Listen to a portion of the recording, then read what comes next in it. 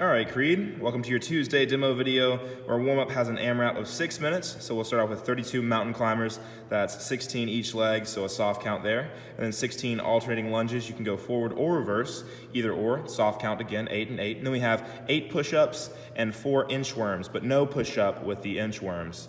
Alright, so our first movement of those mountain climbers, gonna be in push-up position here. Driving those knees up to our chest, getting our feet moving pretty quickly here, trying to get through these 32 in less than 30 seconds.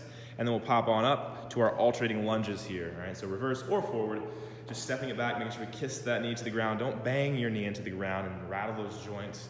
Make sure we keep tension at the bottom, slow and controlled on the way down and on the way back up. Then we have 8 push-ups, so we can go strict or modified here, or if we need to, and we are not able to get that full range of motion just yet, we can go into an incline push-up. So if you have a countertop around you or a table or maybe a bench, you can kind of increase the height of your push-up and it'll take some stress off those shoulders. Just make sure we're driving those elbows back and behind and not out towards our shoulders. We don't want to see those elbows come up to our ears. That's a big no-no. Then we have 4 inchworms. We're gonna go now down nice and slow, get a good hamstring stretch here. Ooh, there's a stretch. And you walk out nice and slow, controlling that movement with your shoulders.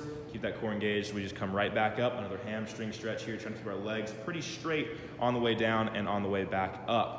All right, if you feel like you have to bend your knees a lot to get down to the ground and a lot to get back up, that tells us we need to work on our hamstring flexibility. All right, so spend some time doing that. It can help also relieve back pain as we lengthen those hamstrings. All right, then we have an AMRAP of 24 minutes. So, longer workout today. We got 10 single arm dumbbell devil's press. That'll be a soft count, so 5 and 5 each arm.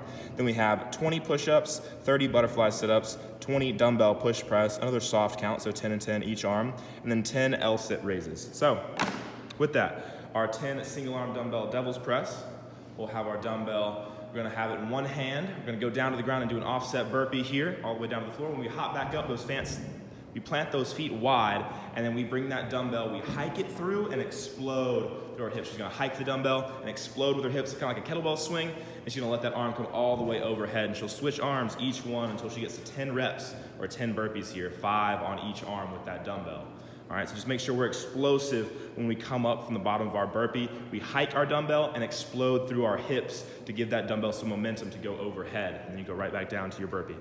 Then we have 20 push-ups, which we showed you in the warm-up here. Like I said, if you need a little modification, finding something to prop up on, maybe a box, a bench, a countertop, to take some stress off those shoulders so that we can focus on having good form and building into a full push-up. Then we have 30 butterfly sit-ups, so we'll be down on the ground, our feet heels together in a butterfly position, knees out wide. Gonna rock on back down to the ground, hands overhead. We throw them forward and we're reaching for those ankles, sitting nice and tall at the top of each rep here. Gonna have 30 of those. Then we have 20 dumbbell push press.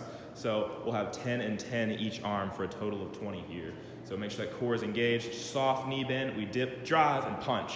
All right, so if we keep that core tight, it's a lot easier for that transfer from our legs into our shoulder. If we don't keep that core tight, we lose that force our legs creates, and now it's all in our shoulder, all right? We want to have those legs to help out with these push presses so we can move a little bit quicker through these push presses. Then we have 10 L-sit raises, all right? So down on the ground, and these are also known as pike pulses. So we're down on the ground, we have our hands out towards our knees, all right? So it's gonna make it much harder with our hands out towards our knees here. We're gonna lift those legs up nice and high, trying to keep an upright spine. See how Mandy's almost perpendicular with the ground here. She's shoulders are back, her chest is up, and she's raising those legs, and she's coming right back down, getting a good squeeze at the top. All right, she's not flying through these and letting her legs flop back to the ground each time.